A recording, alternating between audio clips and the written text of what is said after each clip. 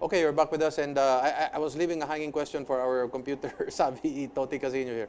Can I, for example, I'm Eric Espina, I'm somewhere in Mindanao, and yet I am a registered voter, let's say in Cebu City. I vote in Cagayan de Oro. When I put my fingerprint, the computer will recognize that I'm a voter of Cebu City, and the candidates in Cebu City, as well as national, will come out, and I'll just vote on the vote. It's like an ATM approach. Okay. Answer to the question, affirmatively, yes. Is that a better system? Well, yeah, More convenient? Yeah. Of course. When you look at that scenario, that's the most convenient for anybody. Yeah. They don't have to get out of their own area or inconvenience themselves falling in a long line. Yes, They can do any machine that's already has that capability. Yeah. But to go through that process, if you're going to put it from an IT project management concept, right? It has to go through a stage approach. Yes. In other words, maybe, okay, let's try it first for the pilot testing it in some target area, see how it works, look at the glitches and what are the test run. Because remember, you're going to store 52 million records or 55 million, 60 million records of voters list. And they have to recognize the fingerprint. Correct. So the transfer rate, if you're going to be technical about it, how fast and how slow it will be, depending on the bandwidth. So there are some technical considerations. As easy as convenient you want it to be, but because of the data size of a thumbprint might take some while now. Okay. All right. There's also the risk of privacy, and there's also the risk of security. Okay. Because once it's already out in the open, anybody can hack that system and then steal. And make use of your thumbprint. Right. How about the iris? Same thing. You can store that and you can capture that. You're talking about the same size.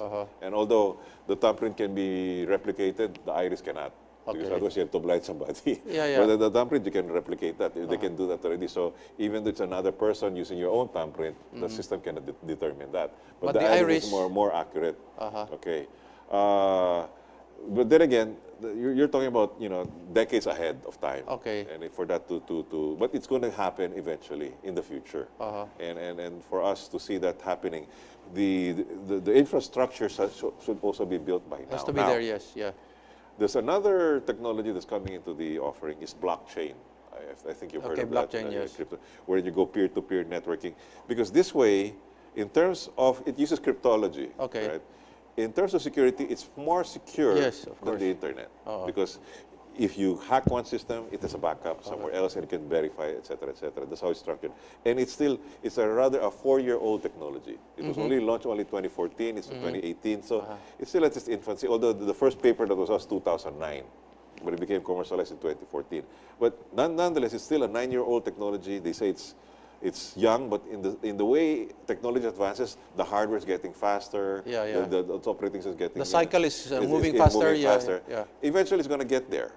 Maybe in our lifetime, it's going to happen. Okay. But once you already when you already lay down the forecast, the projections, what technology can be in place by then you can say, okay, we can do this on one approach. We can do this simultaneously. So you have to lay it down in a multifaceted approach. So that way, when we achieve this, we'll use a PERT diagram. When we achieve this and fail, how do you correct that? Usually we achieve the same goal. So there are ways to do this. Okay, now we'll move into KDP. What Toti Casiño stands for. KDP is Katipunan ng Demokratikong Pilipino. It's a new political party. And definitely you are going, once in office, you're going to remove Smartmatic. Definitely, that's the #1 campaign that we have. Okay, great. Who is in KDP? What is KDP? KDP is a party of ideas, not personalities, a party of principles, not of convenience. It was established because, created by Don Ramon Pedrosa, he's the chairman, and the president is Jose Antonio Butch Valdez. Okay. And then the treasurer is Mrs. Tina Corona, the widow of the former Chief Justice Renato Corona. Is Butch Valdez running? Yes, Butch Valdez for the Senate? For the Senate. Okay. And then you have Rita Gadi as a member of the board, and among others. And Rick Fulgencio is the Secretary General. And what they're clamoring is, okay. How many candidates for KDP? We already fielded about 7. 7, okay. 7. Okay. And what we're looking for, besides stopping electoral fraud, the second one is to prosecute the perpetrators behind the DECBAC. Should be. Okay. And the third one is to suspend the IPIRA law and cut electricity by 50%. Okay. If in the first order of the day is to cut electricity by 50%, it would have a strong impact even to the inflation rate. Why don't you look at into water also? Definitely, because once you dismantle that publicity, we look at the water and we look at the telecommunications. Yes. These are the public enterprise that have been privatized, which have been brought back. And that's in the KDP platform? Yes, definitely. Okay. And that's one way to cure the defects of our existing laws. Okay. All right, and privatizing public utility was not really a well-studied, performance. And you're a registered party already? Yes. Okay. We've been registered since 2004. Okay. And it's just that it did not take its traction then because there was no reason to go against the tide. But now, with the deluge of technology, social media, and internet, it seems that the consciousness has grown so fast, so quick, that people are more adverse to wanting for change to take effect. In our stance, we see that the party stance, the Katipunan ng Demokrateng Pilipino, is a support to the administration's present stance because he is weakened by the current crop of the legislative branch and executive branch. Okay. If we are there, it would strengthen their position, the reforms that they have. Because, it cannot be a one-man operation. So are you tackling other issues like federalism, drugs, and all that? Yes, definitely we're into that. And you've made your own positions on federalism, drugs. Right. And our stance, the federalism, there are different schools of thought. Okay. We have two ways, which one are the advantages, disadvantages. And again, that will take some process. And you're more cautious than others? Oh, yeah. In fact, if you would like to take that in effect, we'd take it the way the EU had taken effect. Not for it to be taken effect immediately, but give it like 3 or 4 congresses before it should take effect. Once it's already been ratified, not immediate Congress. So we're talking about 4 elections down the road. Because there are some quirks to say, how do you improve, how do you have the implementing rules and regulations, how do you put the guidelines into this? Once the law has been passed, you don't just implement it without properly drafting the guidelines and implementation rules and regulations. Aside from reforming our electoral process, what is Toti Casiño strong on? Well, education is another matter. Why? Because we are such a big population. There is a global aging population. There is a huge demand for highly skilled personnel, be it in the area of nursing, health, or technology, or even in manufacturing, etc. And we produce the largest numbers, would you believe, the largest numbers of IT, computer science. The Philippines is one of them already. But the quality of education does not meet the demand. So we need to intervene and improve the quality of education. Not only the higher education, but even in basic education. We should already improve the curriculum of the basic so that by the time they enter on the higher education, they're already equipped with the necessary skill sets. That's one on the education. Okay. On the economy, all right? We should start looking into the blockchain cryptocurrency technology so that we would not have the negative effect of this, sudden fluctuation of the dollar against the peso. Because as a state, we are a strong state, right? It's just that the way it's being run, the way it's not the way it should be run when we know there's a lot of talented people. And the third matter is how do we put local governance in effect? Because I think there has been some grave abuse of the local government code, which is subject for review, a revisit, and even an amendment for that matter. Are you at liberty to mention the other candidates? Not yet. Oh, well, yes. To name a few, we have Butch Valdez, of course. Butch Valdez, yeah. And we have also RJ Javeliana. Okay. And then there is... Sa water? Yung bigay sa tubig? Si RJ? No, he's with the Consumers Group. Consumers Group, United Filipino Consumers Coalition. Okay. And then there is Princess Shalida. It's not yet kinon me yet.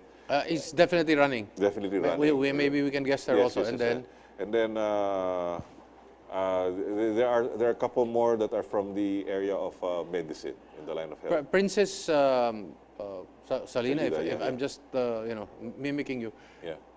What's her contribution to KDP? I understand that she's one that is already clamoring for the claim on Sulu, if I'm not mistaken, being connected to the Sultanate. I might be mistaken, but from my understanding, I hope so, because that's one of my advocacies. Yes, and I think that's one of the things that's long gone forgotten. And I think it has taken a side seat, and I think we should put that on center stage and let the public know, because historically we have a claim to that. It's the elephant inside the room, and inside Malacanang, and nobody seems to notice it. For the past, well, except President Marcos. Oh, yeah, From that time, actually, Macapagal, and then Marcos. Yeah. After that, it was gone. Gone. But we still have to take that claim, and it's just been abused, and in a more diplomatic manner. We don't want to be too controversial about it, inciting rebellion or anything against another state. But if we can put it in a third-party arbitration, maybe only then, as they can recognize the proper claim to this. Some people are saying that if Sabah was with the Philippines, our per liter would be about 12 to 14 pesos. Of course. Instead of hitting 59, 60 pesos per liter. Okay, now that you mentioned about that, and also another thing that a Tote Casiño candidacy will look into is to strengthen the renewable energy source. Okay. Whether it's solar or wind. Okay. Because we can see that there's great advantages on renewable energy, so that we don't want to be dependent on fossil fuel base, because that alone is already bad for the environment. They're saying that the Philippines has enough hydro and geothermal capabilities that we can actually be independent. Exactly. And I was listening to one presentation from the Department of Trade and Industry in a conference held by the Philippine Coal Society, and they said that the reason, while our exports are gaining, our imports are also increasing because of the demand on imported fuels, imported oil. Now, if you cannot arrest that, there's no way the export can catch up. Now, if you can come up with some measures to alter the demand for imported oil and revert to, let's say, geothermal and solar and hydro, and by means that would reduce, just like what Japan did. Our balance sheet would be on the positive. On the positive side. So there is still that hope that I can say. And maybe, if given the chance, the people would finally deserve the kind of government that they want, and they choose straight Katipunan ng Demokratiyong Pilipino.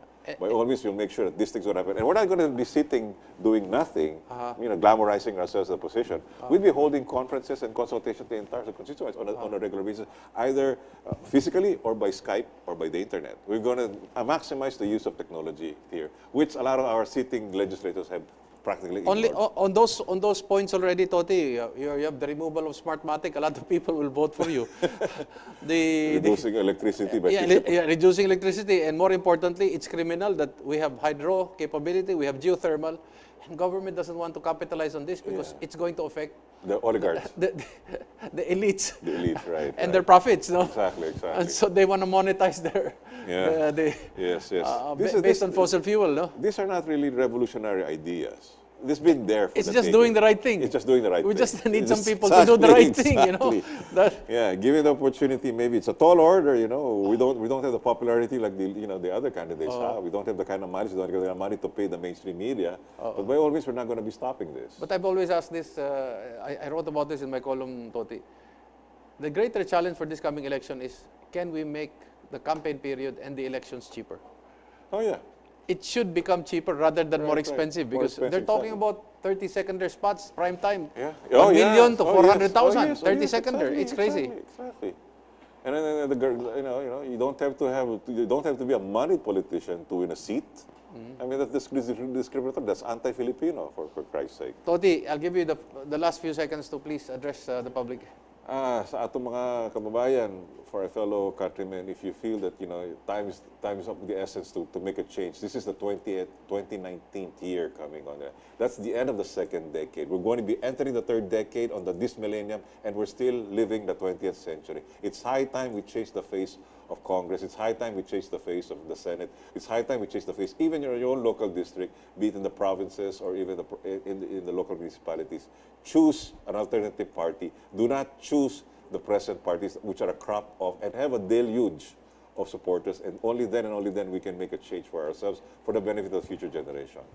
Well, with that, Toti, you have my vote. You got me already with Smartmatic. That's good enough for me. Thank you very much, Toti. Thank you. And Thank good you, luck. Eric. Yes. Ito po si Eric Espina, palagi pong nagsasabi, magmasid, makialam, higit sa lahat ay manindigan. Dahil wala pong magmamahal sa Pilipino kung hindi ang Pilipino. Daghang salamat, maayong gabi, kaninyong tanan.